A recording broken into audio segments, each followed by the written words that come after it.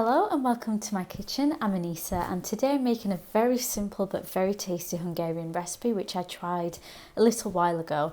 The dish is called Fasírt, which is basically a fried meatball, and it's seasoned with paprika, garlic and onions. I like to serve these meatballs with a side of buttery potatoes which have been tossed with some fresh parsley and onions. And let's just get started. I'll show you how I made this. So for our meatball filling, we're going to use 500 grams of meat. I'm using a mix of beef and lamb. You can use whichever mince you would prefer.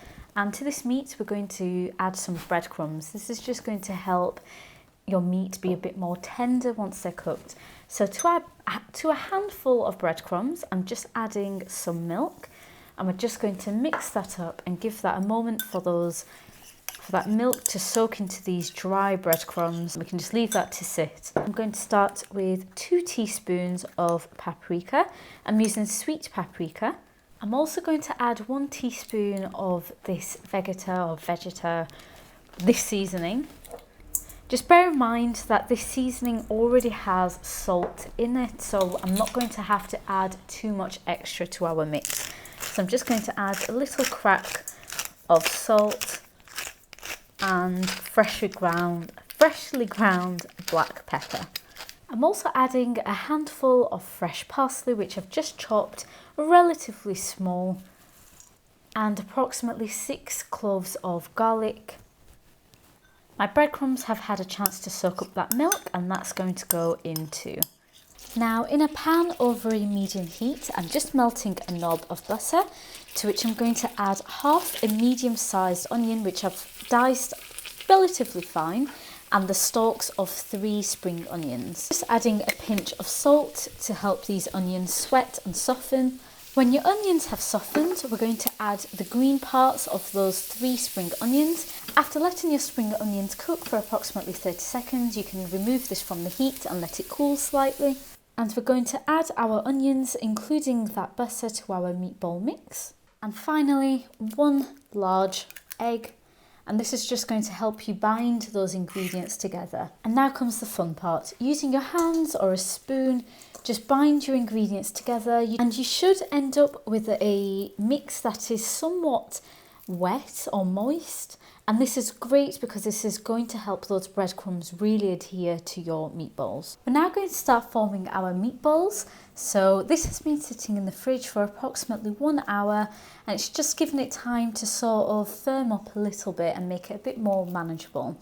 So I'm just forming small little balls like so, sort of like a regular Italian meatball size shape.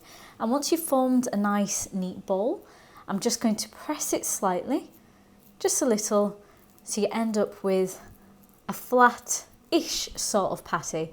And I like to do this sort of shape just because it adheres a little better to those breadcrumbs later, and you have more of that surface area, so you can have more of those crispy breadcrumbs. And now we're going to roll these in some breadcrumbs. Now I prepared my breadcrumbs from some stale tiger bread that I had. This is my favourite type of breadcrumb that I like to use. I really like that nutty toasted flavour that they had. So I basically just blended them up a little until they were sort of, well, breadcrumb sized, and then I baked them in the oven to just dry them out. I don't like to use very fresh, very soft breadcrumbs for this. It absorbs less oil if you dry them out first. So we're going to coat these in our tiger bread breadcrumbs, and we're just going to set them aside on a plate. Just shake off that excess. We're going to fry these in batches. These are going to go straight into the oil as soon as it's ready. I wouldn't suggest breading these in advance. We don't want all that moisture from those meatballs to seep out and soak into those breadcrumbs, so you end up with a dry meatball and soggy breadcrumbs on the outside. Now it's time to cook our Fasírt. I've heated some oil, and we're just going to get it to approximately 180 degrees Celsius. You can test this by dropping some of your breadcrumbs in, and you should see it foaming and sizzling straight away. Now we're going to gently and very carefully add our Fasírt to the pan and let this cook until it's golden brown. I made sure I flipped my Fasírt halfway through cooking, just so it cooks evenly on both sides. And I removed mine to a plate that I've just lined with some paper towels to absorb that excess oil.